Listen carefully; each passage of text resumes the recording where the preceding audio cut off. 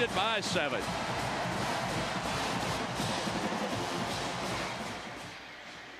Yes, sir.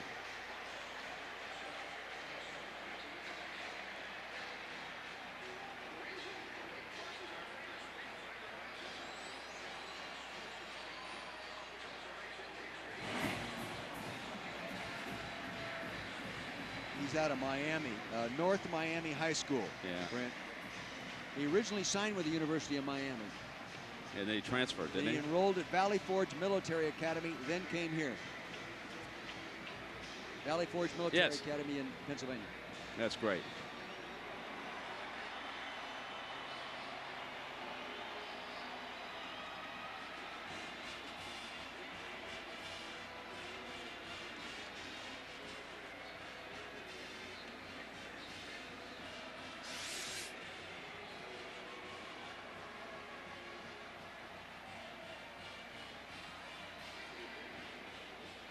He broke his wrist, didn't he, earlier this year, Groh? Broke a forearm versus LSU in '93. Yeah.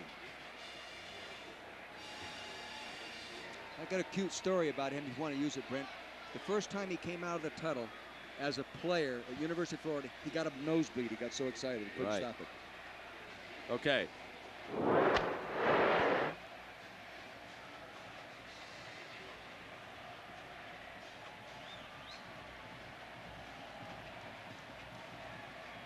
Was that Groh at the top of the screen? And then he goes for a second guy. You're going to show him getting the pressure on the quarterback? Well, Monty Groh and Lawrence Wright turned things around in a big, big way for the Gators here in the second quarter. First, it was Groh unloading on Darren Studstill. Then, after a Mountaineer timeout, Groh forced an interception. And Lawrence Wright on the cutback, and it was Groh with a knockdown block that helped open the way. Then he gets up and throws a second block. He forces the interception and then makes 2 key blocks to open the way. You know, the other day.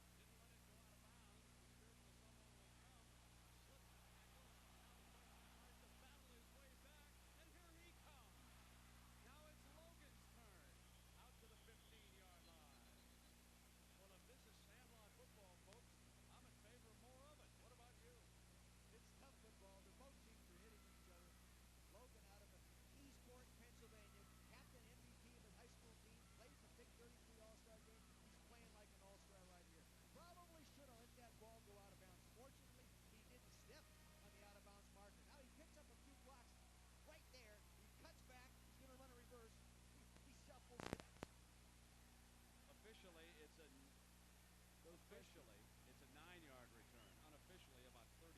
At least. Studstill is still in, and you better believe when he comes up to the line, he's taking a quick look and trying to figure out now where is number 10 camped this time.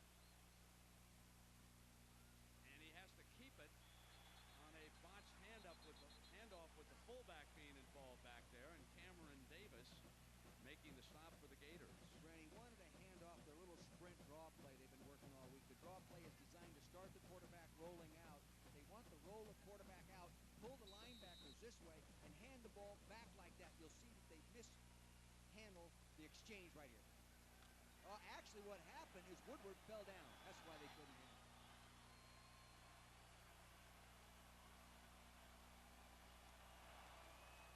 Studstill to Kearney, and this time it's Shea Showers making the big hit.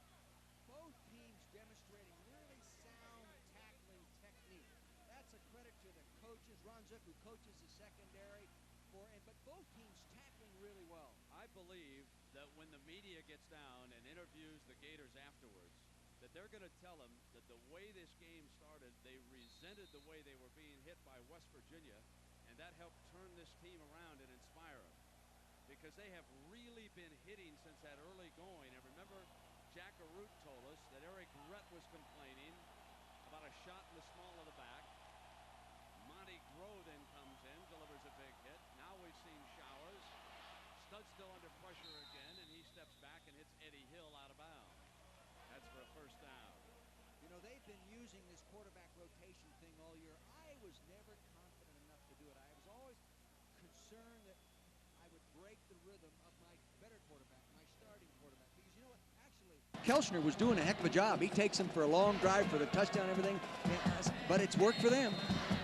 I think that Coach Neyland and the entire staff, they owe this to Studstill to play in this game. What he did against Boston College, and the fact that Jake has been injured this year, he accepts this, Dick.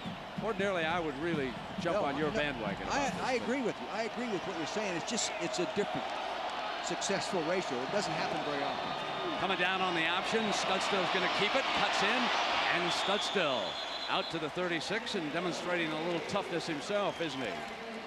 That's that end over motion where they're getting the extra blocker at the point of attack. They end up one short at the point of attack. Well, Wednesday night on ABC, Brian Dennehy stars in the premiere of Birdland. From the producer of Awakenings and Sneakers comes a wonderful new series, Birdland. Wednesday at 10, 9 Central Time on ABC. And get word that might be a pretty good series to check in on. He's a fine actor, isn't he? Second down now for West Virginia, trailing Florida 14-7. Second quarter, 2nd and 2. Hill steps in motion, and Studstill hands to Walker. Walker first down and then some. Walker to the 45-yard line. Monty Groh brings him down. See, you get those defensive linemen rushing upfield. This defensive line, Carter, Johnson, Gaines, and Campbell, they're the strength of that defensive football team. They're very aggressive. 41% of the plays they've made as a group have been across the line of scrimmage. They're aggressive. They take advantage of that aggressiveness that time with the lead draw. Well, we can show you how the quarterbacks compare right now, the two of them. 7-8's tough. These guys compare statistically in everything except interception ratios. Believe me, Kelchner's interception ratio is not as bad as a play fake by Studstill, rolls over to the right, away from pressure, fires, and it was almost complete. And Hill complaining that he was interfered with at the 35 by Ben Hanks. The official says good defense. He was on him quick. Couldn't tell if he got there too soon.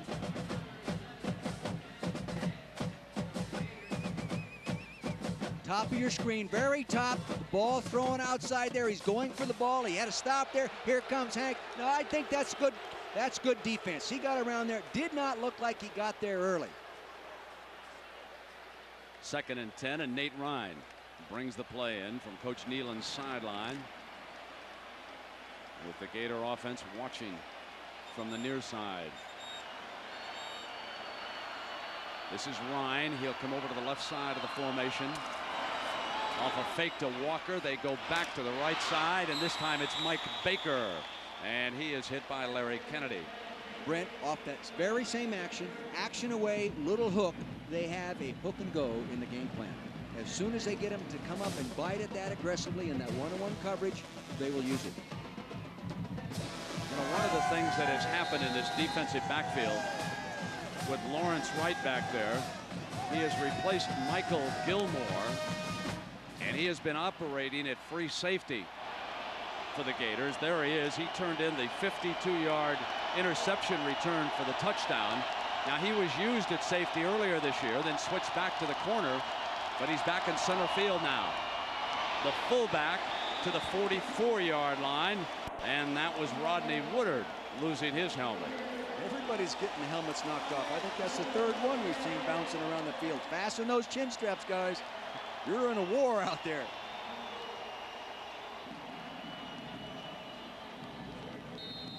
.5:30 to go. As far as the style of this game is concerned, this is West Virginia football. You bet. Run right at you. They try to strip the ball there. There goes the helmet off right again. That chin strap is not sound. Yeah, Florida leads on the scoreboard but this is the kind of game that the Mountaineers wanted in here in the Sugar Bowl. Blitz. Studstill won't get it off. Loose ball. It was down at the 46-yard line. This is what they call, Ron Zook, the defensive coordinator, told me about. They call it the big shadow defense. See, they have 5 down. 1, 2, 3, 4, 5. Now, this is a linebacker. If it's a pass, he'll drop out. If it's a run, he'll attack. They will also use a 5th defensive lineman in that position. See Robinson back out of there. Now here comes the blitz, pressure on him, and he gets a piece of him. See those 5 guys now. You cover all those people there. No offensive lineman gets any help from the other guy. They're all involved in blocking. The ball is down at the 46-yard line.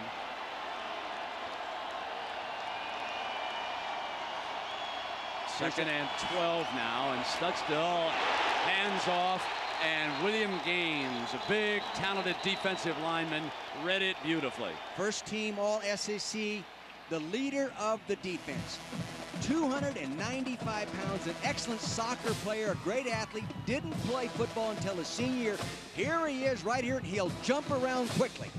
So he doesn't get any help now. Watch him jump around. He jumps around there. The guard didn't give the center any help because the linebacker was up there as that 5th person occupying that left guard, Tom Robzak. Boy, that's tough on the center.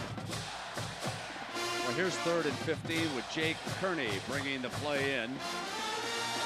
And they're going to have to hurry. They've got only 4 seconds to get this play off. I don't know if Studstill sees it. Down to 1. Studstill did not get it off.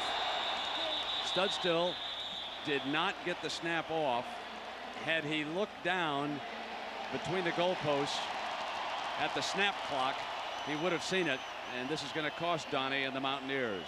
That's Coach Nealon on your right. Doc Holliday, the receiver coach there in the middle, accepting the signal calls from the press box being called down there by Mike Jacobs, the offensive coordinator. And also the quarterback coach, Dan Simrell. They were at fault last time for the delay of the game penalty. They just didn't get the play in quick enough. It was not Studstill's fault. Well, a reminder that coming up this week, Olympic berths on the line. ABC Sports has live primetime coverage of the U.S. Figure Skating Championships. Thursday night, Brian Boitano goes for the gold in the men's finals. That's coming up on ABC. And now Studstill under pressure. Incomplete. Wow. Matt Pearson, number 47. Boy, are they popping each other. Old Matt Pearson really gave it to him. Dick, I have not seen the Gators hit like this all season. I've watched tapes of the Florida game, the Tennessee, even against Alabama. And you know, they come here with a reputation of not being the toughest group. I want to tell you, you'd never know it by the night. Sauerbrunn under pressure, and they force a bad punt. Out of bounds at the 25-yard line. 2:55 to go, and that's only a 29-yard punt for Sauerbrunn, way below his average.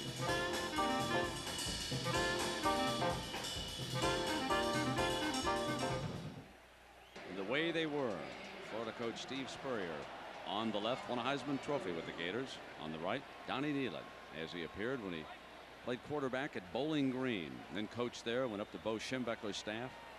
Steve was a success at the United States Football League with the Tampa Bay Bandits, turned around the Duke football program. Both excellent college football coaches, teachers, and men. You'd enjoy playing for either one of them. Now on 1st and 10, Dean drops it off to Rhett. They set a little screen for him, and Rhett out to the 32-yard line, and Richardson making still another stop. Middle screen. I love that kind of football play. People don't run it often enough in college because if the back catches the ball behind the line of scrimmage, the offensive lineman can release, go downfield right now and form that screen. People don't run it often enough. 2nd and 3.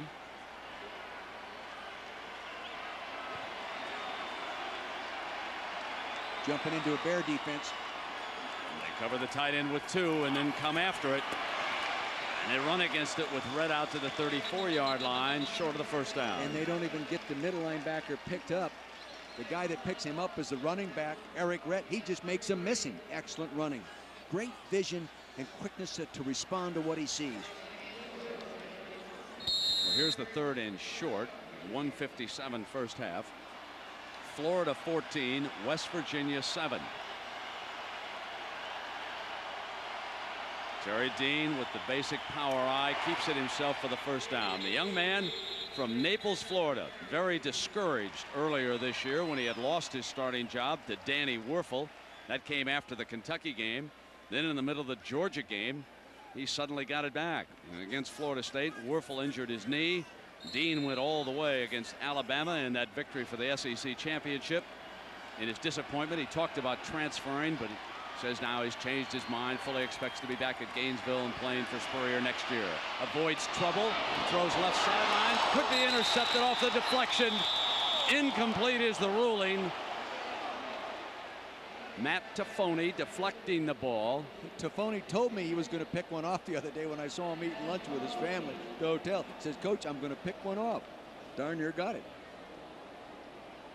Well, the Wavy Lays halftime report has come up, and John Saunders will come along with the scores and highlights. You'll hear from Barry Alvarez on his great win with the Badgers, and Joe Paterno. How about Joe Pa doing it again, huh? And in great fashion against the Volunteers of Tennessee, a team we thought was as good as any when the season ended. Against three-man rush, Dean over the middle, hits the open man at midfield for another Florida first down. Tommy Orr was the defender on Willie Jackson. See, you're into almost a 2-minute drill. You're going to expect some draws and some screens. So what do? They run a draw fake and throw the curl. Fake to the fullback in here, freeze the two backers, run the curl in behind the fake. Good job, good execution, good use. See how loose they're playing that in the 2-minute drill. Jackson, Willie's underneath, and he slips for another Gator first down, depending on where they spot that, as Derek Wiley, number 45, is the defender for the Mountaineers. And they have 2 timeouts left right now with 1:06 to go.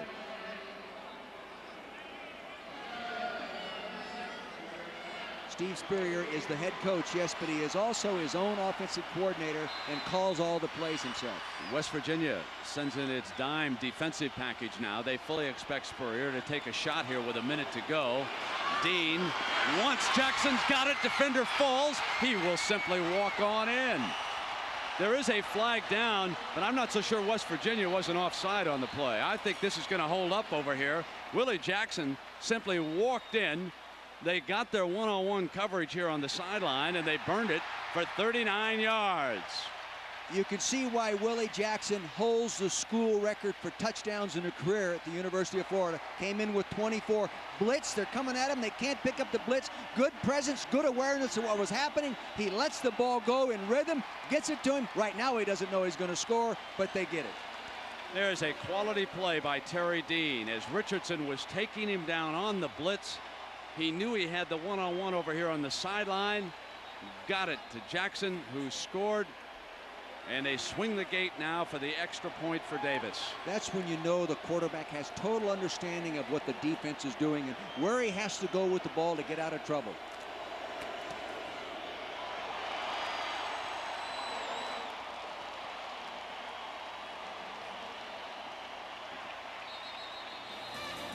So we'll take a break here at the USF&G Insurance Sugar Bowl. The Gators now lead it.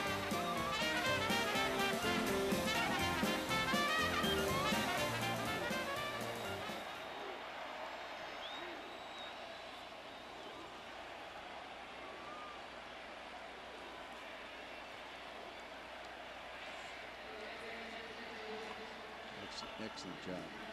Excellent job. He knew what was happening. That guy's coming right down his barrel. You know?